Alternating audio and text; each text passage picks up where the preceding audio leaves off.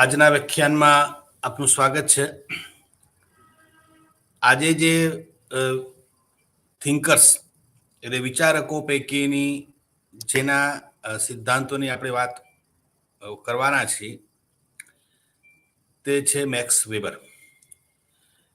આપણે કાર્લ માર્ક્સના વિભિન્ન સિદ્ધાંતોની અને વિશેષ કરીને કાર્લ માર્ક્સનું સમાજશાસ્ત્રમાં શું યોગદાન રહ્યું એની વાત આપણે કરીને વિભિન્ન સિદ્ધાંતોના માધ્યમે એ સમજવાનો પ્રયત્ન કર્યો કે કાર્લ માર્ક્સનું સમાજશાસ્ત્રમાં કેવું યોગદાન રહ્યું છે. એવા જ એક જાણીતા સમાજશાસ્ત્રી અથવા તો સમાજશાસ્ત્રી ચિંતક એવા મેક્સ વેબરની આપણે એમના સિદ્ધાંતો અને એમને આપેલા વિભિન્ન ખ્યાલો દ્વારા એમના સમાજશાસ્ત્રના યોગદાનને સમજવાનો પ્રયત્ન આ વ્યાખ્યાનમાં આપણે મિત્રો કરવા જઈ રહ્યા છીએ. મેક્સ વેબરની સૈદ્ધાંતિક જે કંઈ ભૂમિકા છે સમાજશાસ્ત્રમાં યોગદાન રહ્યું છે એમનું તે જાણીએ તે પહેલા મેક્સ વેબરના જીવનની થોડીક એક નાનકડી વાત આપણે કરવી અત્રે યોગ્ય લાગે. મિત્રો, મેક્સ વેબર મૂળ જર્મનીના એ સમાજશાસ્ત્રી. એમનો જન્મ જર્મનીના એરફન્ટના સ્થળે 21 એપ્રિલ 1864 દિવસે થયેલો. એમના માતા પિતાના એ 7 સંતાનો પૈકીના એક હતા. એમના માતા પિતા મૂળ પ્રોટેસ્ટન્ટ વંશના હતા અને હમણાં મેં કહ્યું તેમ કે એમના બાળકોમાં સૌથી મોટા એ વેબર હતા.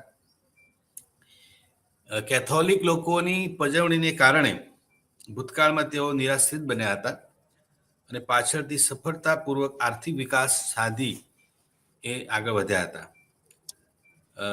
વેબરની માતા વેલ ફોસ્ટેલિન પણ એ જ પાર્શ્વભૂમિથી આવેલા. એમનું વ્યક્તિત્વ મેક્સ વેબરના પિતાના વ્યક્તિત્વથી થોડુંક જુદું હતું. મિત્રો, આ એમના જીવનની એક વાત કરી કે એમનો જન્મ ક્યાં થયેલો તે. બીજી વારે તેમને જે ખાસ એમના સંદર્ભમાં વાત કરવી છે તે કે મેક્સ વેબરનું કાર્ય કે સમાજશાસ્ત્રમાં વિશેષ કરીને આપણે એમને જે ઓળખીએ છીએ એ એમણે અલગ અલગ પ્રકારના લેખન કાર્ય અને અઢળક લેખન કાર્ય એ વેબર દ્વારા થયું છે. તો એની જો થોડીક વાત કરીએ તો 1889 અંદર એમને the history of commercial societies in the middle ages in 1889 આ વેબરનો PhDનો થીસીસ હતો અને મુખ્યત્વે આર્થિક અને કાનૂની ઇતિહાસની એમાં છણાવટ કરવામાં આવી છે. 1891 અંદર વેબરે જે પુસ્તક છે એમનું અથવા તો ગ્રંથ છે એ છે રોમન એગ્રીગન હિસ્ટ્રી. આ એમનો પોસ્ટ ડોક્ટરલ થીસીસ હતો અને યુનિવર્સિટીમાં શિક્ષક તરીકેનું સ્થાન મેળવવા માટે એમને આ થીસીસ અનેકવિધ ઉપયોગી બન્યો હતો. બહુ જાણીતું એમનું જે પુસ્તક અથવા તો એમનો જાણીતો જે અભ્યાસ છે મેક્સ વેબરનું જે એક્સ્ટ્રા આઉટસ્ટેન્ડિંગ કોન્ટ્રીબ્યુશન જેને આપણે કહીએ એ પ્રકારનું જો કોઈ હોય તો એ રહ્યું છે the Protestant ethic and the spirit of capitalism. વેબરનો અભ્યાસક્રમ અત્યંત લોકપ્રિય રહ્યો. યુરોપ અને અમેરિકાના ઇતિહાસને આધારે એમને આ ધર્મ અને અર્થવ્યવસ્થાનો બહુ સરસ કહી શકાય તેવો અભ્યાસ અને એનું આખું વિશ્લેષણ એ આ અભ્યાસમાં એમણે કર્યું છે. આ અંગે આપણે વધુ સ્પષ્ટતા એમના આ સિદ્ધાંતમાં કરવાના છીએ. એ છે એમનું બીજું ધ હિન્દુ સોશિયલ સિસ્ટમ. એ અનુવાદ તરીકે માર્ટિન HL ગર્થને માર્ટિન 1950 તૈયાર થયેલું. The religion of the China Confucius and Taoism એ 1951 એનિશિયન જુડાઇઝમ એ 1952 અંદર. પછી ઇકોનોમી એન્ડ સોસાયટી 1947 એનું આ પ્રગટ થયેલું. From Max Weber essays in sociology આ પણ એટલું જ જાણીતું એમનું પુસ્તક છે. 1946 જુદા જુદા એમના જેને કહી શકાય કે થિયરીઝ એન્ડ એસેઝ નિબંધો એમને એમાં આપ્યા છે. Max Weber on the methodology of the social sciences એ 1949માં એ પુસ્તક એમને આપેલું. Social reform and social politics એ જર્નલમાં પણ એમને કામ કરેલું. તો આ એમનું કહી શકાય કે મહત્વનું જે કોન્ટ્રીબ્યુશન છે વેબરનું એ આ પ્રકારનું રહ્યું છે. ખાસ કરીને એમનું લેખન વાંચન, વિશાળ લેખન વાંચન એ એમનું સોશિયોલોજીમાં તો વિશેષ કોન્ટ્રીબ્યુશન રહ્યું જ છે, પણ વિશેષ લેખન વાંચન પણ એમને એ કરેલું. બૌદ્ધિક પ્રતિભા તરીકે એમની નામના હતી. લખ્યું છે કે વેબરનું વાંચન એટલું વિશાળ હતું, તેઓ ફિલોસોફર નહોતા, પણ તેમ છતાં જ્યારે યુનિવર્સિટીમાં વિદ્યાર્થી હતા ત્યારથી જ ફિલોસોફીની એ મોટા ભાગની પ્રશિષ્ટ પરંપરાઓથી પરિચિત હતા.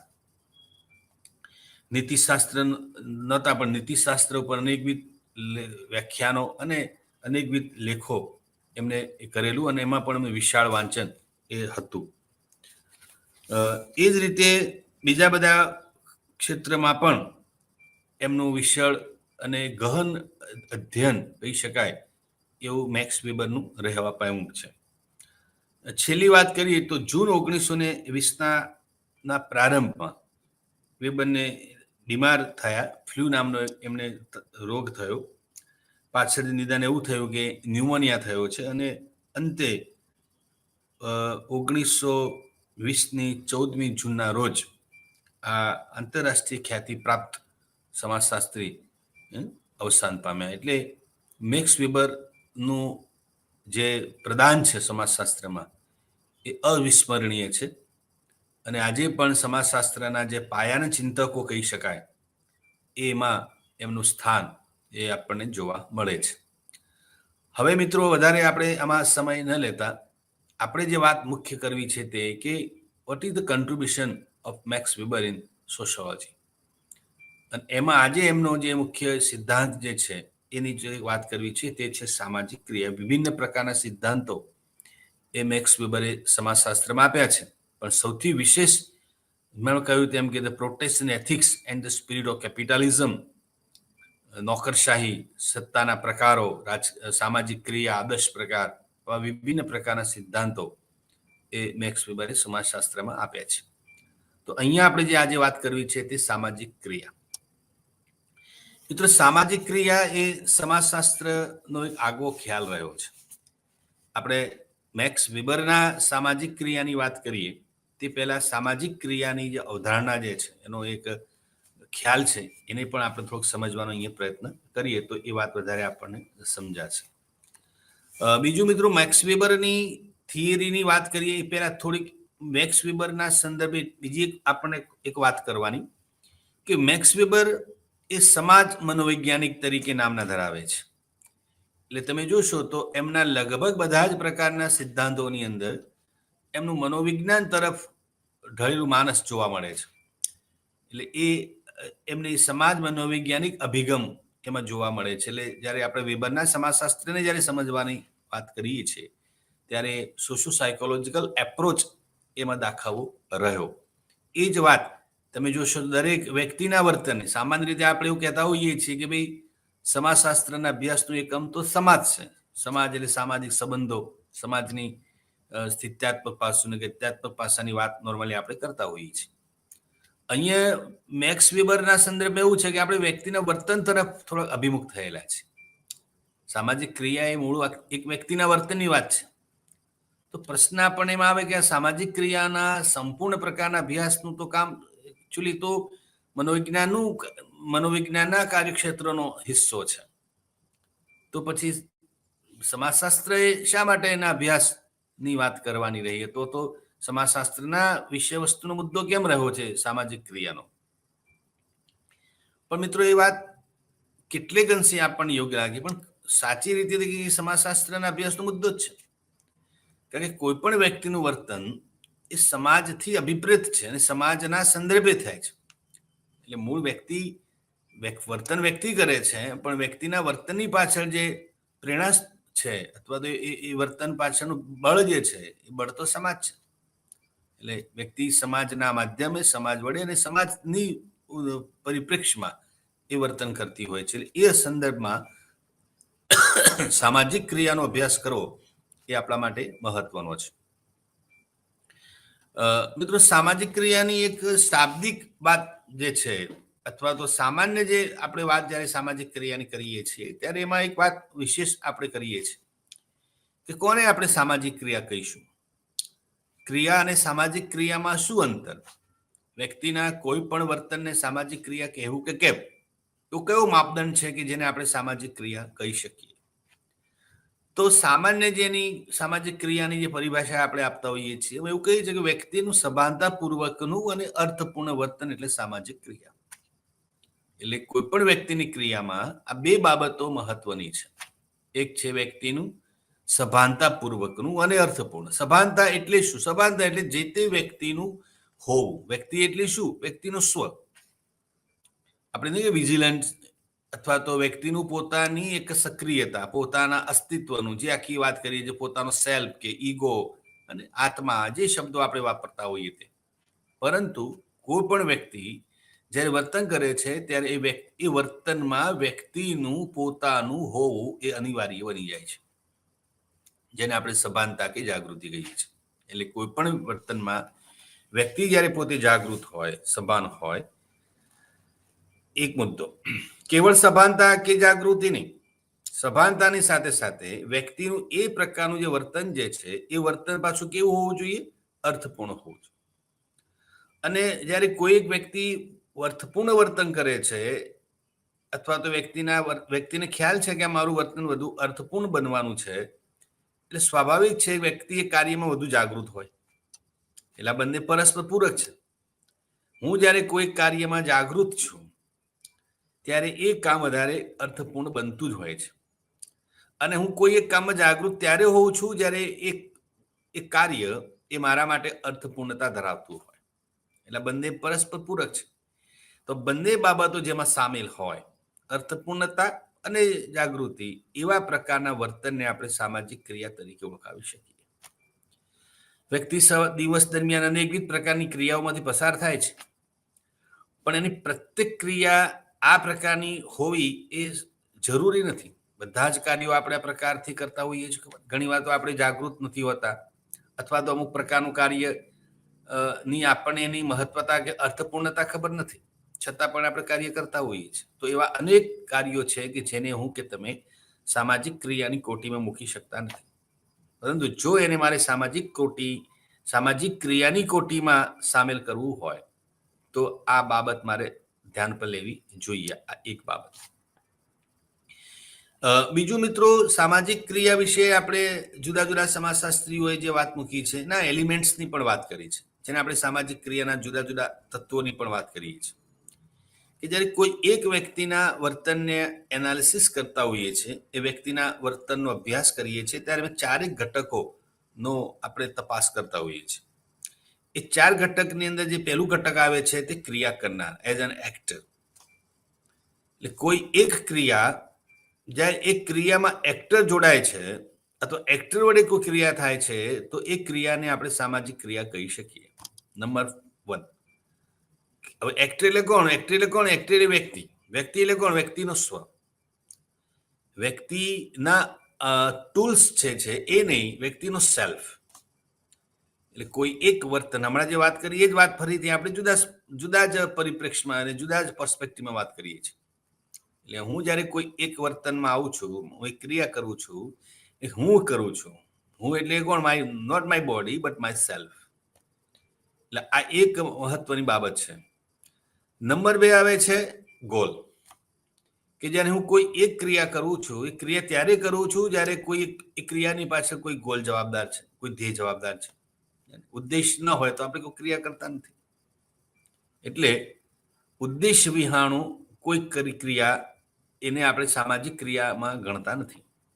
એટલે બીજું પાસું જે છે ક્રિયાનું તે છે ધ્યેય. એટલે કોઈને કોઈ પ્રકારનું ધ્યેય હોવું અનિવાર્ય છે. ધ્યેય જે છે ને એ ચાલક બળ છે, પ્રેરક બળ છે. કોઈ એક ક્રિયા કરવા માટેનું સંચાલક બળ જો કોઈ હોય તો એ કોણ છે? ધ્યેય છે. તમે કેવા પ્રકારનું ધ્યેય ધરાવો છો તેવા પ્રકારની તમે ક્રિયા કરી શકો. તમારું ધ્યેય વિશાળ મોટું છે તો તમારી ક્રિયા કરવાની પર તત્પરતા, ક્રિયા કરવાનો ઉત્સાહ, ઉમંગ અલગ પ્રકારનો હોય છે. તમારું ધ્યેય નાનું છે તો ક્રિયામાં થોડીક, જેને કહી શકાય કે ઉચ્ચ કોટીના પ્રકારના ધ્યેયોમાં અને નિમ્ન કોટીના ધ્યેયોમાં વ્યક્તિની ક્રિયા જે છે એમાં ઉચ્ચ નિમ્નનો તફાવત ઉભો થતો હોય છે. એ કારણ કયું છે? પેલી વ્યક્તિની ક્રિયાનું સાથેનો કયો ગોલ છે તે. બીજી બાબત. ત્રીજું જે પાસું અથવા તો ત્રીજું એલિમેન્ટ જે છે સામાજિક ક્રિયાનું તે છે શરત. શરત એ પરિસ્થિતિનું એક એવું પાસું છે કે જેમાં ક્રિયા કરનારના કંટ્રોલમાં નથી. એ આપણી મર્યાદા બહારની વસ્તુ છે. હું કે તમે એમાં કોઈ ચેન્જ કરી શકતા નથી. એટલે વિધિન અ લિમિટ, મર્યાદામાં રહીને જ્યારે કોઈ વ્યક્તિ આ પ્રકારનું ક્રિયા કરે છે તો એ જ ક્રિયાને આપણે સામાજિક ક્રિયામાં મૂકી શકીએ છીએ. શરત એટલે એવી બાબતો કે જે મારી કે તમારા બસમાં નથી. Can't change the hour limit. પરિસ્થિતિના એવા પાસાઓ છે કે જેમાં કરતા કોઈ પણ પ્રકારના પ્રયત્નોથી પણ એમાં ફેરફાર કરી શકતો નથી. દાખલા તરીકે આપણે એવું એક દાખલા દ્વારા વાત સમજવાનો પ્રયત્ન કરીએ. માની લો કે કોઈક વ્યક્તિને કોઈ એક જગ્યાએ નિશ્ચિત સ્થળે પહોંચવું છે નિશ્ચિત સમયે. હવે જ્યારે મારે નિશ્ચિત સમયે સ્થળે પહોંચવું છે તો એના માટે મારે અંતરના આધારે બસ કે વાહન જે છે પકડવું પડે. માની લો કે મારે કોઈક જગ્યાએ 8 વાગે પહોંચવું છે તો મારે અંતરના આધારે મોડા 5 વાગ્યાની બસ મારે પકડવી જોઈએ. એટલે જો હું મોડામાં 5 વાગ્યાની બસ પકડી શકું તો હું પેલા મારા નિર્ધારિત સ્થળે નિયત સમય પહોંચી શકું. એટલે કઈ શરત બની ગઈ મારી? 8 વાગે મારે પહોંચવું છે સ્થળે, તો એના માટે મારે મોડામાં મોડા, વહેલી તો અલગ છે, મોડામાં મોડા, લેટમાં લેટ મારે 5 વાગ્યાની બસ પકડવી જોઈએ. માની લો કે કોઈ કારણસર હું એ 5 વાગ્યાની બસ નથી પકડી શક્યો, એને બદલે 5:30ની હું બસ મેળવી શક્યો, તો પાછી અગેન પેલો મુદ્દો તો આવવાનો જ છે. તો 8 વાગે પહોંચવું છે તો અનિવાર્યપણે 5ની બસ પકડવી પડશે. અને માની લો કે 5-10 મિનિટ વિલંબ પણ મારે આવવામાં થાય છે તો હું બસને રોકી શકતો નથી કે મારા લઈને બસ રોકાતી પણ નથી. પરિસ્થિતિના એવું પાસું અને લિમિટ ટાઈમ. આમ પણ એવું કહેવાય છે કે સામાજિક ક્રિયામાં વિધિન લિમિટ, સમય મર્યાદામાં અને શરતોને આધીન જો કોઈ કામ કરો છો તો એ સામાજિક ક્રિયા છે. મારે આ વર્ષે સારા ટકાથી પર્સન્ટેજથી પાસ થવું છે, એ તમારું ગોલ સારી વસ્તુ છે, પણ એ આ જ વર્ષે હું જો પાસ કરું તો આ જ વર્ષના મારા પેલા માર્ક્સ કે ગણાય. હું વિચાર કરું કે આ વર્ષે મારે પાસ થવું છે ફર્સ્ટ ક્લાસથી અને પરીક્ષા હું આ વર્ષે નથી આપતો તો એ વસ્તુ શક્ય બનવાની નથી. બીજા વર્ષે તમને મળે માર્કશીટ કે એવું પ્રમાણપત્ર. તમે ઈચ્છો કે આ વર્ષનું પ્રમાણપત્ર મારે જોઈએ અને પરીક્ષા હું આવતી વર્ષે આપીશ તો શક્ય બનવાનું નથી. ખ્યાલ આવ્યો? એટલે શરતો એક એવી બાબતો છે કે જેમાં આપણે એટલે એ આપણી મર્યાદાની બહાર છે અને એ મર્યાદામાં રહીને મારે ક્રિયા કરવાની છે અને તો જ એનું મૂલ્ય છે. આ પણ એટલી મહત્વની બાબત છે કે હું જ્યારે સામાજિક ક્રિયા શરતોને આધીન કરું છું તો જ એ સામાજિક ક્રિયાનું મૂલ્ય રહેલું છે, અન્યથા નહીં. અને ચોથી બાબત છે સાધન, ટૂલ્સ. કે કરતા અથવા ક્રિયા કરનાર એ કોઈ પણ ક્રિયા કરે છે તો ક્રિયા માટે થઈને અલગ અલગ પ્રકારના સાધનોનો ઉપયોગ કરે છે. હવે સાધનોની પસંદગી અને સાધનો કેટલા હશે એનો આધાર પાછો મૂળ મુદ્દો છે એના પર છે, ધ્યેય ઉપર. તમારું ધ્યેય કેવું છે એના આધારે આપણે પસંદગી કરી શકીશું. એટલે સાધનની પસંદગી તો કરવી જ રહી, પણ સાધનની પસંદગી માટે મુખ્ય વસ્તુ કઈ છે? તમારું ધ્યેય. હમણાં મેં વાત કરી કે તમારું ધ્યેય ઉચ્ચ કોટીનું હશે તો તમારે ઉચ્ચ કોટીના સાધનો અપનાવવા પડે અને તમારું ધ્યેય નિમ્ન કોટીનું છે તો નિમ્ન કોટીના સાધનોનો ઉપયોગ કરવો પડશે. એક ઉદાહરણ સ્વરૂપે હું તમને એક વાતને આપણે સમજવાનો પ્રયત્ન કરીએ. માની લો કે કોઈક વ્યક્તિ છે અને એને એના જ શહેરમાંથી કોઈ એક સ્થળે એને જવું છે અને એ વ્યક્તિનું એ સ્થળ એ સમજો કે કલાકના સમયગાળામાં પહોંચી જવાય છે અને એની પાસે પૂરતો સમય છે. એટલે બપોરના માની લો કે 12 વાગ્યાનો સુમારો હોય કે સવારના 7 વાગ્યાનો સુમારો હોય અને એને એમ થાય કે મારે અહીંયા બપોરે 12 વાગે પહોંચવું છે, તો એના માટે બીજું શું? અને વોકેબલ ડિસ્ટન્સ છે તો આપણે કહી શકીએ કે તારી પાસે 5 કલાક છે, 5-7 કલાક છે સમયવાળો અને તારે જવું છે અહીંયા, તો તું એક કામ કરે, તારે કોઈ પણ વાહન પકડવાની જરૂર નથી. તારી અંતર જ આટલું છે તો તું શાંતિથી ચાલતું પણ જો જઈ શકે તો પહોંચી જાય. અરે કોઈ વાહન નહીં, કોઈ મદદની જરૂર નથી. તો આ શું કર્યું? ગોલ એનો હતો ક્યાં પહોંચવાનો કે મારે શહેરના પોતાના વસવાટ સ્થળેથી નજીકના કોઈ સ્થળે એને પહોંચવું છે, અને પહોંચવા માટેની સમય મર્યાદા પણ એની પાસે વધારે છે. તો આપણે શું કહ્યું એને કે આમાં કોઈ વાહનની જરૂરિયાત નથી. માન લો કે બીજી કોઈ વ્યક્તિ આવે અને એને પહોંચવા માટે બીજી કોઈક સ્થળે જવું છે, એના સ્થળેથી સ્થળ દૂર છે, તો આપણે એને પેલી સલાહ નહીં આપીએ કે તું ચાલતો પહોંચી જા. એને આપણે શું કહીશું, કામ કર, આ જગ્યાએ બસ મળે છે, તું બસ પકડીને સ્થળે પહોંચી જા. એટલે એને એક સાધનનો ઉપયોગ કયો કર્યો આપણે કે ચાલતા તો નહીં જવાય, પણ બસનો ઉપયોગ તું કરી શકે. ત્રીજી વ્યક્તિમાં લોકો આવે, એને એનાથી દૂર જવું છે અને એને સમય મર્યાદા પણ છે, તો કેવું ભાઈ કામ કર, બસમાં તો જઈ શકે, બસનો સમય કદાચ મોડો વહેલો હોય, બેટર છે કે તું પર્સનલ વાહન કરી લે, તું ઓટો કરી લે, અથવા તો કોઈ પોતાના અંગત વાહનના માધ્યમે તું પહોંચી જા. તો એ સાધન બદલાઈ ગયું. કોઈને માનો કે એનાથી પણ આગળ દૂર જવું છે, શહેરનાથી દૂર, તો બીજું આ શહેર પૂરતી વાત જે છે, ઓટો રિક્ષા જે છે તને શહેર પૂરતી સગવડ આપે. પણ જો તારે અહીંથી બરોડા સુધી પહોંચવું છે, તો બરોડા જવા માટે તારે બે ઓપ્શન છે, કે આ બસ પકડી શકે, કે તું ટ્રેન પકડી શકે. પણ માનો કે એને એ સમય મર્યાદામાં મુંબઈ પહોંચવું છે, તો આપણે પાછી સલાહ ત્યાં નહીં આપીએ કે તું બસમાં જા. ત્યાં આપણે સલાહ આપીશું કે ભાઈ તારે ફાસ્ટ ટ્રેન હોય પકડવી પડે, અથવા તો તારે હવાઈ જહાજ એટલે વિમાનના માધ્યમે તારે મુંબઈ પહોંચવું જોઈએ. તો શું થયું? વ્યક્તિ એક પણ ગોલ અલગ છે. ક્યાં પહોંચવાનો ગોલ તમારો છે કે તમારે નજીકના સ્થળે પહોંચવું છે, ચાલતા જઈ શકો. એનાથી દૂર જવું છે તો તમે બસમાં જઈ શકો. એનાથી વધારે દૂર જવું છે તો તમે ઓટોના માધ્યમે જઈ શકો. એના વધારે દૂર ટ્રેન દ્વારા, અને એનાથી વધારે દૂર જવું છે તો તમે પછી માત્ર ને માત્ર હવાઈ જહાજનો ઉપયોગ કરીને પહોંચી શકો. એટલે ગોલ શું છે એના આધારે તમારું સાધન નક્કી થાય. વિદ્યાર્થીઓને પરીક્ષામાં પાસ થવાનું ગોલ હોય, પણ પરીક્ષામાં પાસ થવા માટેનો ગોલ છે તો એના માટેના સાધનો પણ એને સાદા વાપરશે. આપણે જોતા હોઈએ છીએ કે અભ્યાસ કરતા બધા જ વિદ્યાર્થીઓને પર્સન્ટેજ સરખા નથી આવતા. કોઈને પાસિંગ માર્ક્સ આવે છે, કોઈને સેકન્ડ ક્લાસ આવે છે, તો કોઈકને ડિસ્ટિંક્શન માર્ક્સ પણ આવે છે. તો એક જ સંસ્થામાં એક જ ક્લાસમાં ભણતા બધા જ વિદ્યાર્થીઓનું પરિણામ એક સરખું નથી હોતું. હવે એ એક સરખું પરિણામ એટલા માટે નથી હોતું કે બધા એક જ સરખો પ્રયત્ન નથી કર્યો. માધ્યમો જુદા જુદા, સાધનો જુદા જુદા છે. એટલે જેને માનો કે પહેલાથી જ ખબર છે કે મારે ડિસ્ટિંક્શન માર્ક્સથી પાસ થવું છે, તો એને પછી એ પ્રકારના સાધનો જ ઉપયોગ કરેલો હોય. આમ પણ આપણે પેલી નથી કહેતા વિદ્યાર્થીઓને ક્લાસમાં કે ભાઈ જો તમારે એવરેજ પાસ થવું હોય એવરેજ માર્ક્સથી, તો પછી તમારે બહુ જાજી મહેનત જ નથી કરવાની. ઉપલબ્ધ જે કંઈ સાહિત્ય છે એનું વાંચન કરો. બજારમાં એની પુસ્તક મળતું હોય કે એની જે કંઈ અન્ય પ્રકારની સામગ્રી મળતી હોય સાહિત્ય, એ વાંચી લો. પાસ તો નહીં થવાશે. પણ માની લો કે કોઈ વિદ્યાર્થી એમ કે ના સાહેબ પાસ મારે નથી, મારે તો આમાં સરસ ફર્સ્ટ નંબર આવવું છે કે અવ્વલ નંબરે આવવું છે, ડિસ્ટિંક્શનથી પાસ થવું છે.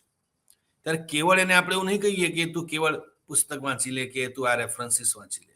એને પછી અલગથી કહેવું પડે, જો તારે બીજાઓથી જુદા માર્ક્સ લાવવા છે, બીજાઓથી અધિક માર્ક્સ લાવવા છે, તો તારે અધિક મહેનત કરવી પડશે. એટલે એમાં વાંચવાના કલાકો તો તમારે વધારવા જ પડે બીજાઓથી, પણ વાંચવાની પદ્ધતિ પણ બદલવી પડે. એની ટેકનિકનું અલગ અલગ ટેકનિક વાપરવી પડે. એટલે વિભિન્ન પ્રકારના સાધનોનો તારે ઉપયોગ કરવો પડે. સૌપ્રથમ તો તારે એના સંદર્ભ દર્શિત પુસ્તકો લાવવા પડે. પુસ્તકોનો રેફરન્સ એમાંથી લેવો પડે. વિશેષ કરીને એના અલગ અલગ પ્રકારના પુસ્તકોનો વાંચીને એનું પોતાની એક સરસ મજાની નોટ તૈયાર કરવી પડે અને વાંચવું પડે સતત. જે કંઈ એટલે એક સારા માર્ક્સ લાવવા માટે વિદ્યાર્થીએ શું કરવું જોઈએ, બધા જ પ્રયત્નો એને કરવા જોઈએ.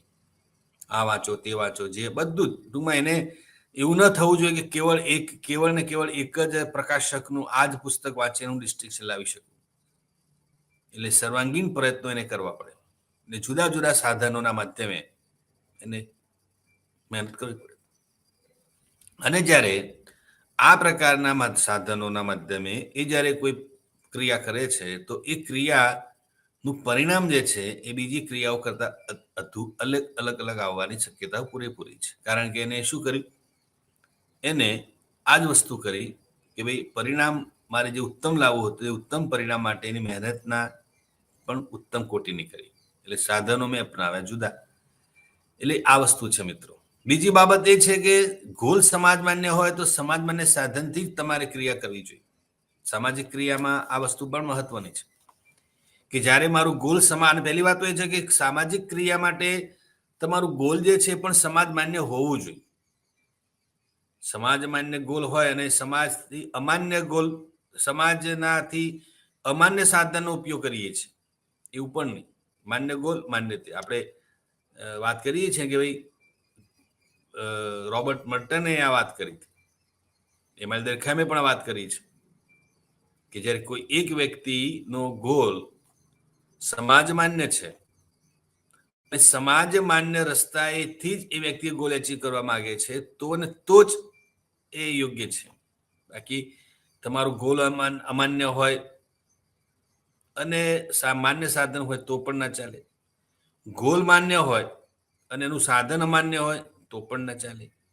બંને વચ્ચેની એ સામ્યતા હોવી જોઈએ કે સમાજ માટે ગોલ પણ માન્ય હોવું જોઈએ અને માન્ય ગોલને અચીવ કરવા માટેનું સાધન જે છે પણ માન્ય હોવું જોઈએ. તો આ બે બાબતો હકીકતમાં હોવી જોઈએ. એટલે આ 4 એલિમેન્ટ્સ જે મેં તમને કહ્યા, સામાજિક ક્રિયા માટેના ક્રિયા કરનાર, નંબર 2 ધ્યેય, નંબર 3 શરત અને નંબર 4 એ સાધનો.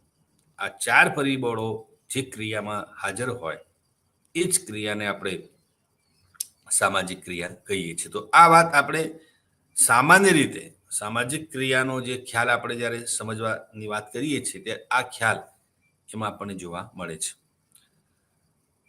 હવે વાત વેબરની. મેક્સ વેબર સામાજિક ક્રિયાના સંદર્ભે શું કહેવા માંગે છે એની પણ થોડીક વાત આપણે આમાં સમજવાનો પ્રયત્ન કરીશું. મેક્સ વેબર કેટલીક ઘટનાઓની વાત કરે છે. એટલે કે સામાજિક ક્રિયાઓ જેવી ઘટનાઓ બને પણ સામાજિક ક્રિયાઓ નથી. એટલે આ વસ્તુ તમને સમજવામાં વધારે સરળ રહેશે કે સામાજિક ક્રિયા જેવી દેખાતી કેટલીક ઘટનાઓ સમાજમાં આપણી સાથે પણ બનતી હોય છે અથવા એ ક્રિયાઓમાં આપણે સામેલ હોઈએ છીએ. એટલે પ્રથમ દ્રષ્ટિએ એ સામાજિક ક્રિયા જેવી લાગે પણ સામાજિક ક્રિયા નથી. એ વાત થોડીક આપણે અહીંયા સમજીએ. પારસ્પરિક રીતે કઈ કઈ ક્રિયાઓ એવી છે કે જે ક્રિયાઓ જેવી લાગે છે પણ ક્રિયાઓ નથી? તો કે પારસ્પરિક રીતે સંકળાયેલા બનાવો, ક્રિયા અને સામાજિક ક્રિયા વચ્ચે વેબરે દર્શાવેલો ભેદ. એટલે સામાજિક ક્રિયા અને ક્રિયા બંને વચ્ચે અંતર પાડવાનો પ્રયત્ન. સામાજિક ક્રિયા શું છે અને ક્રિયા શું છે એ બંનેનો ખ્યાલ એ વેબરે આપવાનો પ્રયત્ન કર્યો છે. વેબર એવું કહ્યું છે કે સમાજશાસ્ત્રનું જે મુખ્ય વિષય વસ્તુ જે છે એ ચોકસાઈપૂર્વક પરિભાષિત કરી શકે એટલા માટે વેબરે સમાજશાસ્ત્રીની હદ મર્યાદિત કરવા માંગતા હતા. આથી એમને કેવળ પારસ્પરિક રીતે સંકળાયેલા બનાવો અને ક્રિયા અને સામાજિક ક્રિયા વચ્ચેનો ભેદ પણ એમને સ્પષ્ટ કર્યો છે. પારસ્પરિક રીતે સંકળાયેલા બનાવો એટલે શું? તો કે એવા બનાવો કે જે એકબીજાની સાથે અર્થપૂર્ણ સંબંધ ધરાવતા હોતા નથી. મહત્વનું શું છે અહીંયા? અર્થપૂર્ણ સંબંધો. એ અર્થપૂર્ણ સંબંધો ન હોય તો એને આપણે સામાજિક ક્રિયાની કોટીમાં મૂકી શકતા નથી. આના ઉદાહરણ સ્વરૂપે વેબરે 2 સાયકલ સવારોના ભટકાઈ જવાની ઘટનાનું વર્ણન કર્યું છે. એને એવું કહ્યું છે કે રસ્તે ચાલ્યા જતા 2 સાયકલ સવારો એકબીજા સાથે ભટકાઈ જાય પરંતુ કોઈ પણ પ્રકારનો પારસ્પરિક વ્યવહાર ન કરે અને ઊભા થઈને પોતપોતાની માર્ગે ચાલ્યા જાય તો આ ઘટનાને સામાજિક ક્રિયા નથી પણ કેવળ બનાવ છે. એટલે આમાં વાત કઈ આવી કે કેવળ બનાવ છે અને સામાજિક ક્રિયામાં તમે મૂકી શકતા નથી. 2 સાયકલ સવારો ભટકાઈ જાય અને એકબીજાને જોતા પણ નથી અને પરસ્પર એમ મારી ભૂલ છે, પેલું કે મારી ભૂલ છે, જે કંઈ વાતચીત કોઈ પણ પ્રકારની વાતચીત કર્યા વગર ઊભા થઈને ચાલ્યા જાય છે તો ઘટના તો બની જ. તે અકસ્માત થયો, 2 જણા અથડાયા, એ તો એક ઘટના તો બની જ છે પણ એ ઘટનાને સામાજિક ક્રિયાની કોટીમાં આપણે મૂકી શકતા નથી અથવા તો આ ઘટનાને વેબર સામાજિક ક્રિયામાં મૂકતા નથી.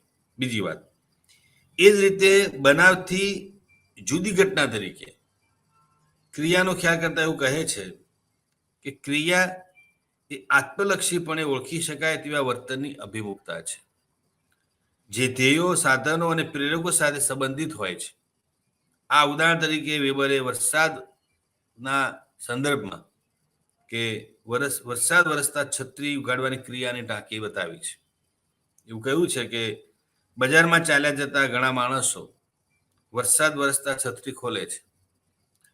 એકી સાથે ઘણા માણસો છત્રીઓ ખોલી ઘટના અને ક્રિયાની સામ્યતા બતાવે છે. માનવ ક્રિયા દ્વારા સર્જાતા પારસ્પરિક રીતે સંકળાયેલા બનાવ છે. વેબની દ્રષ્ટિએ સામાજિક ક્રિયા નથી. એટલે આ પારસ્પરિક વર્તનની ક્રિયા બતાવી છે, ક્રિયા નથી. એટલે તો કે તમે વરસાદ વરસતો હતો અથવા કોઈએ ખોલીને તમે ખોલી છે, એટલે આ ક્રિયાને વેબર સામાજિક ક્રિયામાં મૂકતા નથી. બીજી વાત, પ્રતિક્રિયારૂપ વર્તન પણ સામાજિક ક્રિયા નથી. આની પણ વાત વેબરે કરી છે કે વેબરે એવું કહ્યું છે કે પ્રતિક્રિયારૂપ વર્તન એ સામાજિક ક્રિયા નથી. એ પ્રતિક્રિયારૂપ વર્તન એટલે શું? કે જેમ કે અમુક પરિસ્થિતિ પ્રત્યેની પ્રતિક્રિયારૂપ ઘણા સ્વરૂપે ઘણા માણસો સમાન પ્રકારનું વર્તન કરે તે સામાજિક ક્રિયા ન કહી શકાય. દાખલા તરીકે અમુક ચોક્કસ સામાજિક પરિસ્થિતિને કારણે બધા જ માણસો આપઘાત કરે, ઘણા માણસો આપઘાત કરે, તો આપઘાત કરવાનું વર્તન એ સામાજિક નથી. કેમ નથી? કે ચોક્કસ પ્રકારની પરિસ્થિતિના આધારે એ થયેલું વર્તન છે.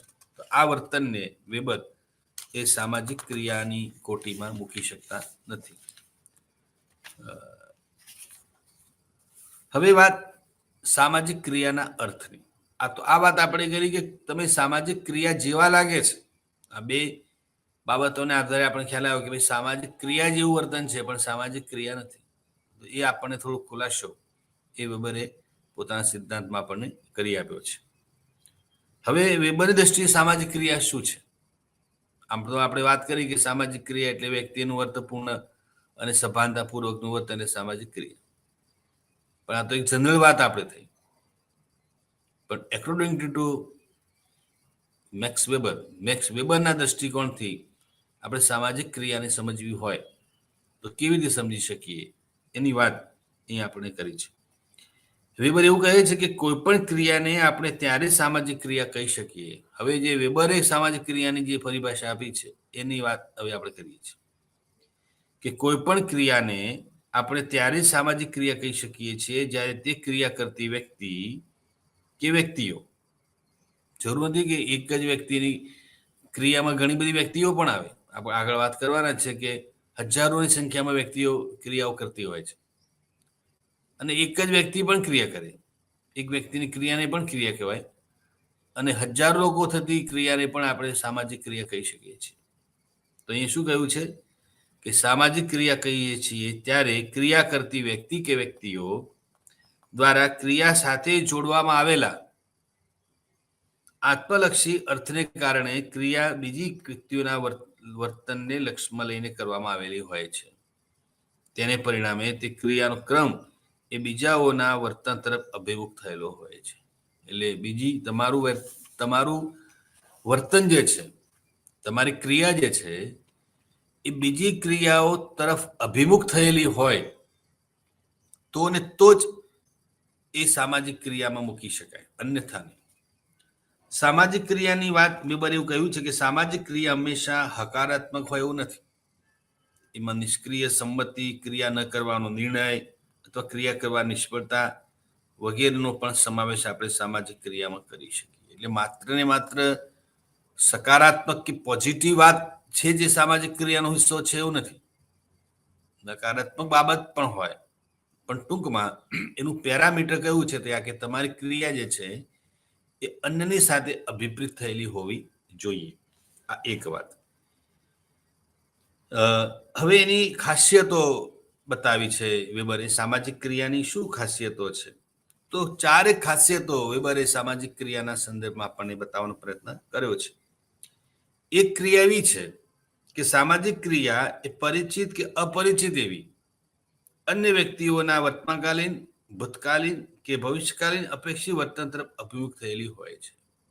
આ બહુ મહત્વની વાત છે કે વ્યક્તિનું કોઈ પણ વર્તન એ અભિપ્રેત થયેલું હોય છે અત્યારે આપણી સમજણ એવી છે કે વ્યક્તિનું વર્તમાન મામલે મેં વાત કરી કે સક્રિયતા, જાગૃતિ, સભાનતા હોવી જોઈએ. એ તો બરાબર છે જ, તો હોવી જ જોઈએ. પણ કેવળ ને કેવળ આ જ બાબત છે એ જરૂરી નથી. એ સિવાય બીજી વિશેષતાઓને પણ આપણે ધ્યાનમાં લેવી જોઈએ. જે આપણને અહીંયા વાત કરવામાં આવી છે કે મેક્સ વેબરે સામાજિક ક્રિયા માટે જે વિશેષતા બતાવી છે કે સામાજિક ક્રિયા એ અન્ય વ્યક્તિઓના વર્તમાનકાલીન, ભૂતકાલીન તેમજ ભવિષ્યના અપેક્ષિત વર્તન તરફ અભિમુખ થયેલી હોવી જોઈએ. એ તમારી ક્રિયામાં કોઈને કોઈ પ્રકારનું કનેક્શન એ ભૂતકાળ સાથે હોવું જોઈએ અથવા વર્તમાન સાથે હોવું જોઈએ કે પછી ભવિષ્ય સાથે હોવું જોઈએ. એટલે કે સામાજિક ક્રિયા ભૂતકાળની કોઈ વેરભાવનાથી પ્રેરાયેલી પણ હોય, વર્તમાનમાં કોઈ હુમલા સાથે સંરક્ષણાત્મક સ્વરૂપની પણ હોય અને ભવિષ્યમાં અપેક્ષિત આક્રમણ સામે રક્ષણ મેળવવામાં પણ હોય. એટલે ત્રણેય બાબતો આવી જાય કે ભૂતકાળના વેરભાવથી પ્રેરાયેલી હોય, હુમલા સાથે સંરક્ષણાત્મક સ્વરૂપની પણ હોય, એના માટે પણ આવી ક્રિયા કરી શક્યા હોય, અને ત્રીજી બાબત કહી તે કે ભાઈ ભવિષ્યના અપેક્ષિત આક્રમકની સામે પગલાં લેવા માટેની પણ ક્રિયા હોઈ શકે. એટલે આ ક્રિયાના મુખ્ય બાબતોને ત્યાં ધ્યાન દોરવાનો પ્રયત્ન કર્યો છે. આ અન્ય ક્રિયા કરનાર વ્યક્તિ એટલે આપણને લાગે કે અન્ય એટલે કોણ? તો અન્યની બાબતમાં એવું કહે છે કે અન્ય ક્રિયા કરનાર કરતાથી એ પરિચિત, અપરિચિત વ્યક્તિ કે વ્યક્તિઓ પણ હોઈ શકે. અન્યમાં વ્યક્તિ પણ હોઈ શકે, વ્યક્તિઓ પણ હોઈ શકે. એ પરિચિત પણ હોઈ શકે, અપરિચિત પણ હોઈ શકે. આપણે લગ્નમાં ઘણી વાર જઈએ તો બધાને ઓળખતા હોતો નથી. એ 2-5% લોકોને ઓળખતા હોય, વરરાજા હોય, વરરાજાના ભાઈ હોય, બહેન હોય, અન્ય પ્રકારના એમના સગા સંબંધીઓ હોય. પરંતુ જ્યારે આપણે આ ક્રિયાની વાત આવે છે કે પરિચિત, અપરિચિત ભૂતકાળ સાથે પણ જોડાયેલી હોય, વર્તમાન સાથે પણ જોડાયેલી હોવી જોઈએ અને ભવિષ્યકાલીન, એટલે કોઈને કોઈ આપણું વર્તન કા ભૂતકાળ સાથે અટેચ હોય છે. હમણાં કહ્યું ને કે કોઈ જુદા પ્રકારના સંબોધોની સાથે અટેચ હોય છે, કા વર્તમાન સાથેની પણ જોડાણ ધરાવે છે, અથવા તો ભવિષ્યની સાથે પણ જોડાણ ધરાવતું હોય છે. એટલે કોઈને કોઈ પ્રકારના જોડાણ સાથે એ આપણી ક્રિયા સંમેલિત હોય છે. બીજી બાબત જે કહે છે કે બીજાઓના વર્તન તરફ અભિમુખ થયેલી ક્રિયા સામાજિક ક્રિયા છે. આ એની બીજી વિશેષતા વેબર આપણને સમજાવે છે. એવું કહે છે કે સામાજિક ક્રિયાની બીજી બાબત એ છે કે પ્રત્યેક પ્રકારની ક્રિયા એ ભલે પછી એ બાહ્ય ક્રિયા હોય કે ન હોય, પણ સામાજિક ક્રિયા નથી. વેબર વધારે સ્પષ્ટતા કરતા એવું કહે છે કે બાહ્ય ક્રિયા પણ જો ભૌતિક પદાર્થોથી સંપૂર્ણપણે પ્રભાવિત થયેલી હોય તો એને સામાજિક ક્રિયા આપણે કહી શકીએ નહીં. આ પણ એટલું જ એને સ્પષ્ટીકરણ કર્યું છે. આત્મલક્ષી વલણવાળી કોઈ પણ ક્રિયા જ્યારે બીજાઓની ક્રિયા કે વર્તન દ્વારા પ્રભાવિત થયેલી હોય, અથવા તો જ્યારે ક્રિયા બીજી વ્યક્તિઓના વર્તન તરફ અભિમુખ થયેલી હોય, ત્યારે એવી ક્રિયાને સામાજિક ક્રિયા તરીકે ઓળખાવી શકાય. દાખલા તરીકે વ્યક્તિ એકાંતમાં આત્મધ્યાન કરવાનું કે એકાંતમાં પ્રાર્થના કરવાનું ધાર્મિક વર્તન કરે તો તે સામાજિક ક્રિયા નથી. જો એકાંતમાં તો બેઠા છો, એકલા બેઠા છો, તો એક બેબંદસ્તી સામાજિક ક્રિયા નથી. વ્યક્તિ પોતાની આર્થિક પ્રવૃત્તિ કોઈક અન્ય વ્યક્તિ કે વ્યક્તિઓને લક્ષ્યમાં લઈને કરે તો તે આર્થિક પ્રવૃત્તિને સામાજિક ક્રિયા કહી શકાય. તમે મેડિટેશન કરો છો, તમે એકાંતમાં ધ્યાન ધરવા બેઠા છો, તો એ ક્રિયા નથી, અન્યની સાથે અભિપ્રેત થયેલી હોવો જોઈએ. પણ જ્યારે કોઈ એક વ્યક્તિ કોઈ આર્થિક પ્રવૃત્તિ બીજાની સાથે રહીને કરે છે, ત્યારે એ આર્થિક પ્રવૃત્તિને વેબર સામાજિક ક્રિયાની કેટેગરીમાં મૂકે છે. દાખલા તરીકે ઉત્પાદક આર્થિક ઉત્પાદન કરતી વખતે બીજાઓની ભાવિ જરૂરિયાતોને લક્ષ્યમાં લેતો હોય છે, ત્યારે એ ઉત્પાદકની ક્રિયા સામાજિક ક્રિયા છે. એટલે આપણે જ્યારે કોઈકના સંદર્ભમાં અભિપ્રેત હોવી જોઈએ. હું આજે સમજો કે આપણી સાથે વ્યાખ્યાન આપી રહ્યો છું, આપ એ વ્યાખ્યાન સાંભળી રહ્યા છો, તો તમારી ક્રિયા પણ સામાજિક ક્રિયા છે. મારી ક્રિયાને પણ સામાજિક ક્રિયા કહી શકું છું. હું જે કંઈ સામાજિક ક્રિયા કરું છું એ અન્યને અનુલક્ષીને કરું છું. મારી સામે તમે છો, એટલે આપણે પરોક્ષ સ્વરૂપે છે, આપણો વર્ગ છે પરોક્ષ વર્ગ જે છે. હું તમને જોઈ શકતો નથી, માત્ર તમે કદાચ સાંભળી શકતા હશો. મને જોઈ શકતા હશો, પણ મારા કેસમાં એવું નથી. હું નથી તમને જોઈ શકતો, ન તો તમને સાંભળી શકું છું. પણ મારી ક્રિયા પાછળનો અભિગમ શું છે કે ભાઈ, વિદ્યાર્થીઓને, સમાજશાસ્ત્રના વિદ્યાર્થીઓને, ઇન્દિરા ગાંધી ઓપન યુનિવર્સિટીના વિદ્યાર્થીઓને સમાજશાસ્ત્રમાં સરળ કેમ કરીને સરળતાથી વાત એમને ગળે ઉતરે, આ ખ્યાલ સમજાય, એ પ્રકારનો પ્રયત્ન મારો અપક્ષ હોય. એટલે આઈ એમ ક્લિયર અબાઉટ યોર નીડ. અને સામે છે તમે પણ એ જ વાત સમજો છો. તમારું વર્તન પણ સામાજિક વર્તન છે. કેમ વર્તન સામાજિક છે? કારણ કે તમારું આ ઓડિયો લેક્ચર કે વિડીયો લેક્ચર સાંભળવું એ પણ તમે પેલા ભવિષ્યની જરૂરિયાતને ધ્યાનમાં રાખીને કરો છો. કે હું અત્યારે જે અભ્યાસ કરું છું, મારી મર્યાદા છે ડિસ્ટન્સ લર્નિંગથી ભણું છું, પણ ડિસ્ટન્સ લર્નિંગ થ્રુ ભણવાનો મારો અભિગમ જે છે એ ભવિષ્યની જરૂરિયાત સાથે સંકળાયેલો છે. ચાહે જોબ માટે હોય, ચાહે વિષયની ઊંડાણપૂર્વકની સમજણ માટેનો હોય, કે જે પણ હોય, ટૂંકમાં તમારા વર્તન સાથે વર્તમાનકાલીન કે ભવિષ્યકાલીન ઘટનાઓ જોડાયેલી હોય છે. યસ. બીજાઓના વર્તનના અનુસંધાનમાં કર્તાના થયેલા અર્થપૂર્ણ વર્તનને સામાજિક ક્રિયા કહેવાય. આ એની બીજી વિશેષતાને બતાવી. શું કહેવું છે કે માનવીના બધા જ પ્રકારના સંપર્કો સામાજિક હોતા નથી. હજુ બહુ સ્પષ્ટ કહી છે. પરંતુ જ્યારે કર્તાનું વર્તન અર્થપૂર્ણ રીતે બીજાઓના વર્તનના અનુસંધાનમાં થયેલું હોય તો જ એ વર્તન સામાજિક છે. એટલે અહીં મૂળ વાત શું છે કે તમારું વર્તન બીજાઓના વર્તનના અનુસંધાનમાં થયેલું હોવું જોઈએ. બીજી વ્યક્તિનું હોવું એ સામાજિક ક્રિયામાં મહત્વનું છે. દાખલા તરીકે બે સાયકલ સવારો કેવળ અથડાઈ જાય, હમણાં આગળ વાત કરીને ઉદાહરણમાં, કે કેવળ અથડાઈ જવું એક સામાજિક ક્રિયા નથી. પરંતુ માનો કે બે સાયકલ સવારો અથડાઈ જાય, એકબીજાને સોરી બોલે, કે એકબીજા સાથે ઝઘડો કરે, એકબીજાનો માનો કે એકબીજાને કહે કે ભાઈ તું મને, જેને વધારે વાગ્યું હોય ને દવાખાને લઈ જવાની વાત, કંઈકનું કંઈક થાય. મોટે ભાગે તો બે વચ્ચે સતત એક સંઘર્ષની ભાષામાં આવી જાય, કે વાતચીત કરે, ઉગ્ર બોલાચાલી થાય, સમથિંગ કંઈક થવું ઘટે, કશું જ નથી બોલતા, પરસ્પર કોઈ પ્રતિભાવ નથી આપતા, તો એને અમે સામાજિક ક્રિયામાં મૂકી શકતા નથી. પણ કોઈને કોઈ પ્રકારનું વર્તન, હું કંઈ બોલું છું તો એ આપની સાથે જોડાયેલું હોય, તમે કોઈ બોલો છો મારી સાથે જોડાયેલું હોય, તો આવું વર્તન જો હોય તો અને તો જ એ વર્તનને આપણે એ સામાજિક ક્રિયામાં મૂકી શકીએ છીએ. ઘણી વ્યક્તિઓની ક્રિયા સાથે સમાનતા ધરાવતી તેમજ બીજી વ્યક્તિઓની અસરથી થયેલી ક્રિયા પણ સામાજિક ક્રિયા નથી. ઘણી વ્યક્તિની ક્રિયા સાથે કેવળ સમાનતા ધરાવતી હોવાના કારણે જ કોઈ ક્રિયાને તમે સામાજિક ક્રિયા કહી શકતા નથી, અથવા કહેવાય પણ નહીં. એ રીતે બીજી વ્યક્તિઓની અસરથી થયેલી ક્રિયાને પણ સામાજિક ક્રિયા કહી શકતા નથી. દાખલા કે રસ્તે ચાલ્યા જતા લોકો વરસાદ વરસવાનું શરૂ થાય અને પોતપોતાની છત્રી ખોલે છે. વ્યક્તિની છત્રી ખોલવાની આ ક્રિયા એ સામાજિક ક્રિયા નથી, વિબંધષ્ટિ. કેમ કે આ ક્રિયા બધી વ્યક્તિઓ વચ્ચે પારસ્પરિક રીતે અર્થપૂર્ણ સંબંધ ધરાવતી વ્યક્તિઓ સાથેનું કોઈ જોડાણ નથી, પરંતુ વરસાદ સામે રક્ષણ મેળવવાની પ્રતિક્રિયારૂપ થયેલી ક્રિયા છે. એટલે હું તમને હમણાં વાત કરી ને કે હું તમને કહું કે તમે છત્રી ખોલો અને તમે છત્રી ખોલો છો, તો એ મારા કહેવાથી તમે એક છત્રી ખોલી છે. એટલે તમારું એ છત્રી ખોલવાનું વર્તન જે છે એ મારી ક્રિયા સાથે અનુસંધાન છે.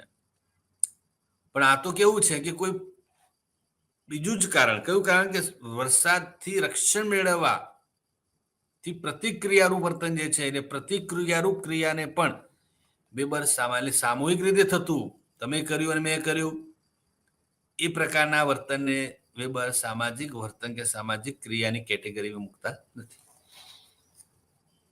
દાખલા તરીકે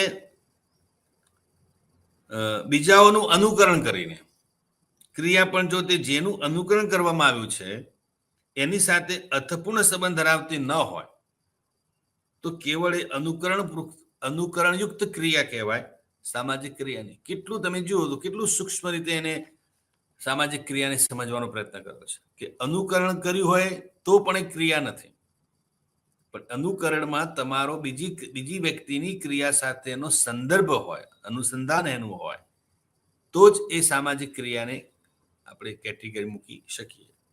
ઉદાહરણ એને આપ્યું છે કે વ્યક્તિએ બીજા કોઈ પાસેથી અમુક કાર્ય પદ્ધતિ શીખી હોય અને વ્યક્તિ તે કાર્ય પદ્ધતિનો ઉપયોગ કરે તો તેના માત્રથી વ્યક્તિ ક્રિયા સામાજિક ક્રિયા થઈ શકતી નથી. આ પ્રકારની ક્રિયા એ બીજી વ્યક્તિની ક્રિયા સાથે કોઈ પણ અર્થ સંબંધ ધરાવતી નથી. એટલે મૂળ વાત પેલી અર્થપૂર્ણની વાત છે કે અર્થપૂર્ણ સંબંધ ધરાવતી હોય તો જ એ ક્રિયાને તમે સામાજિક ક્રિયામાં મૂકી શકો. પરંતુ આમાં કરતા બીજા કોઈનું નિરીક્ષણ કરીને અમુક વસ્તુલક્ષી તથ્ય સાથે પરિચિત થાય છે અને તેની ક્રિયા અથવા વસ્તુલક્ષી તથ્ય સાથે સંબંધ ધરાવે છે, બીજી વ્યક્તિની ક્રિયા સાથે તેનો અર્થપૂર્ણ કોઈ સંબંધ હોતો નથી.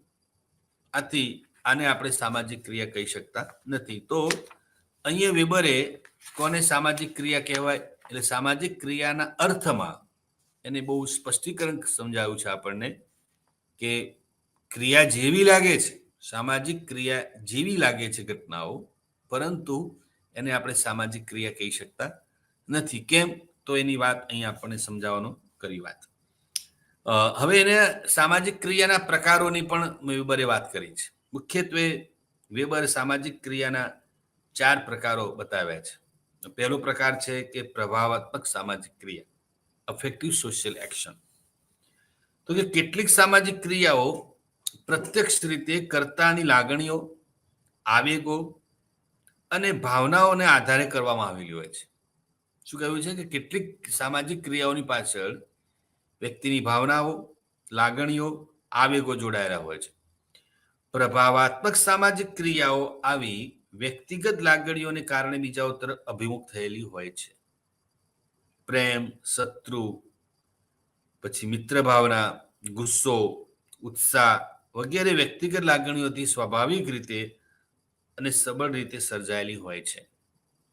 આથી આ સામાજિક ક્રિયાઓને આત્મલક્ષી રીતે સમજવા માટે આવી વ્યક્તિગત લાગણી ધ્યાનમાં લેવી જરૂરી છે. એટલે વ્યક્તિગત લાગણીઓને આધારે, વ્યક્તિગત ભાવનાઓને આધારે જ્યારે કોઈ ક્રિયા થઈ હોય, કારણ કે તમારું કોઈક વ્યક્તિની લાગણીમાં આવીને આપણે કોઈનું સમજો કે હમણાં મેં વાત કરી કે કોઈક વ્યક્તિ આપણી ગુસ્સો કરે છે અને ગુસ્સામાં રહીને આવીને આપણે પણ એ ગુસ્સાના અનુસાર એ વ્યક્તિએ આપણી પર જે ગુસ્સો કર્યો એના અનુસંધાને આપણે પણ જો કોઈ ક્રિયા કરીએ છીએ તો એ ક્રિયાને આપણે સામાજિક ક્રિયામાં મૂકીએ છીએ. કેમ મૂકીએ છીએ? કે એ વ્યક્તિના કોઈ માની લો કે લાગણીથી કોઈ વાત કરે, કોઈ એવી ઘટના બને, લાગણીસભર કોઈ વાત કરે અને એની લાગણીસભર વાતને કારણે કોઈ વ્યક્તિ, સામેલી વ્યક્તિ રડી જાય છે, અથવા તો એના અહમને ઠેસ પહોંચતી કોઈ વાત કરે અને અચાનક ગુસ્સામાં આવી જાય, તો આ બધી જ ક્રિયાઓને સામાજિક ક્રિયાઓ કહી શકીએ આપણે. કેમ કહી શકીએ? કે ભાઈ આ બધી જ ક્રિયાઓ એવી છે કે અન્ય વ્યક્તિઓની ક્રિયાના અનુસંધાને થયેલી છે. ગુસ્સો પણ તમે ત્યારે કર્યો જ્યારે કોઈ વ્યક્તિ સામેથી ગુસ્સો તમને આવે એવા પ્રકારનું એને વર્તન કર્યું છે. તમે માન લો કે કોઈની સામે હસી ગયા, રડી ગયા, ક્રોધિત થઈ ગયા અને લાગણીસભર બની ગયા, તો આ બધું તમે થયા એ કયા આધારે થયા? પેલી વ્યક્તિની આ પ્રકારના વર્તણૂકને આધારે. એટલે આવા પ્રકારની ક્રિયાને તમે શું કહો છો? નથી આપણે ઘણી વાર કહેતા કે આના પ્રભાવમાં આવી ગયો છો, એની અસરમાં આવી ગયો, એની વાતમાં આવી ગયો. કોઈ વ્યક્તિ એવી આમ તમને વાત કરે એવી, તો એની વાતમાં આવીને તમે અમુક પ્રકારનું વર્તન કરી બેસો છો, અથવા તો એની વાતમાં આવીને અમુક પ્રકારના વલણમાં આવી જાઓ છો. એટલે આપણે આમ સીધું ગણિત બાંધીએ છીએ કે આ કોઈકની વાતમાં આવી ગયો લાગે છે, અથવા તો કોઈક એને સમજાવતું લાગે છે, કોઈક એને કાન ભંભેણી કરતું લાગે છે, કોઈકની કંઠી પહેરે, આવા ઘણા શબ્દોથી આપણે વાતને સમજવાનો પ્રયત્ન કરતા હોઈએ છીએ. કોઈક એને ગુરુ મળી ગયો લાગે છે અને આવું બોલીને આપણે શું નક્કી કરીએ છીએ કે આ વ્યક્તિનું વર્તન એનું નથી, આ શબ્દો એના નથી, આ ભાવ એનો નથી, કંઈક જુદી વ્યક્તિ, કોઈક એવી વ્યક્તિ છે કે એને આ બધી પરિસ્થિતિમાં લાવેલું. આવી ક્રિયાને વેબર પ્રભાવાત્મક એટલે અફેક્ટિવ સોશિયલ એક્શન તરીકે ઓળખાવે છે. બીજી ક્રિયા જે છે પરંપરાગત સામાજિક ક્રિયા, ટ્રેડિશનલ સોશિયલ એક્શન. એટલે કે વેબરના મતે આ ક્રિયાની પણ વ્યક્તિગત લાગણી પ્રેરાયેલી હોય છે. આ ક્રિયા પણ વ્યક્તિગત લાગણીથી પ્રેરાયેલી હોય છે, પરંતુ આવી લાગણી લાંબા સમયની ટેવથી ઘડાયેલી હોય છે અને આવી ક્રિયા પરંપરાના ઊંડા સ્વીકાર દ્વારા નિયંત્રિત થયેલી પણ હોય આ જ બાબતને જો બીજી રીતે જો આપણે સમજવી હોય તો એ રીતે સમજી શકીએ કે વ્યક્તિની સામાજિક ક્રિયામાં જ્યારે અગાઉથી ચાલી આવતી ભૂતકાલીન પરંપરાઓ, જુઓ શું આવે છે, ભૂતકાલીન પરંપરાઓ, રિવાજો, પ્રથાઓ વગેરેનું અનુસરણ થતું હોય તો એવા પ્રકારની ક્રિયાને પરંપરાગત અથવા પરંપરાત્મક સામાજિક ક્રિયા તરીકે ઓળખાવી શકાય. એટલે જ્યાં પરંપરાઓ આવે, આપણે નથી ઘણા આપણે રિવાજો અને પરંપરાઓ પ્રમાણે ક્રિયાઓ કરીએ, દાખલે લગ્ન પ્રસંગની મોટાભાગની આપણી જે ક્રિયાઓ છે એ મોટાભાગની ક્રિયાઓ કેવી છે, પરંપરાગત સામાજિક ક્રિયાની કોટીમાં મૂકી શકીએ કે એનું અનુસરણ હોય પરંપરા, કે આપણે પૂછીએ કે આ વિધિ તમે કરો છો, આ કામ કરો છો, એની પાછળનું મર્મ શું છે, એનું પાછળનું શું તર્ક શું છે, લોજિક શું છે, તો તુરંત આપણે એવું કહીએ છીએ કે ભાઈ લોજિક તો તર્ક કંઈ નહીં, પણ અમારી કુટુંબની અને અમારી જ્ઞાતિની કે અમારી બિરાદરીની, અમારા પ્રદેશની, અમારા દેશની પરંપરા રહી છે અને એ પરંપરામાં રહીને અમે આ કામ કરીએ છીએ. ઘણી વાર આપણે આ તો અમારો રિવાજ છે, કરવું પડે, આ તો અમારે ધારો છે, કરવું પડે. આ ધારો છે, પરંપરા છે, રિવાજ છે, લોકનીતિ છે, લોકરીતિ છે, અને જેને આપણે સામાજિક ધોરણોની કેટેગરીમાં જેને આપણે મૂકીએ છીએ. એટલે રિવાજ કે પરંપરા કે લોકરીતિ કે લોકનીતિ પ્રમાણે થતું વર્તન, એટલે વેબર એને કઈ કેટેગરી મૂકે છે, પરંપરાત્મક અથવા તો ટ્રેડિશનલ સોશિયલ એક્શન મૂકે છે. ત્રીજી વાત કરે છે તે એ છે કે પૂર્વ નિર્ધારિત ધ્યેયની પ્રાપ્તિ માટે સાધનોની બુદ્ધિપૂર્ણ પસંદગી કરીને કરવામાં આવેલી સામાજિક ક્રિયા. ફરીથી હું આપને સમજાવું કે શું કહ્યું છે કે પૂર્વ નિર્ધારિત ધ્યેયની પ્રાપ્તિ માટે અને સાધનોની બુદ્ધિપૂર્ણ પસંદગી કરીને કરવામાં આવેલી ક્રિયા. ત્રીજા પ્રકારની સામાજિક ક્રિયા એટલે એવી ક્રિયા કે જેની અંદર બુદ્ધિપૂર્વકની પસંદગી કરીને સાધનોનો ઉપયોગ કરવામાં આવે છે. સાધનોની પસંદગી કરવામાં શું વાપરવામાં આવે છે? બુદ્ધિપૂર્ણ સાધનોની પસંદગી કરવામાં આવે છે. એટલે સાધનના ઉપયોગની દિશા પણ બુદ્ધિપૂર્ણ હોય છે. હમણાં આગળ મેં તમને વાત કરી ને કે ભાઈ કોઈ એક વ્યક્તિ કયો સાધન અપનાવશે,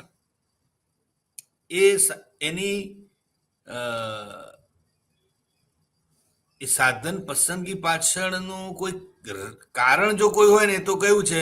ગોલ, ધ્યેય.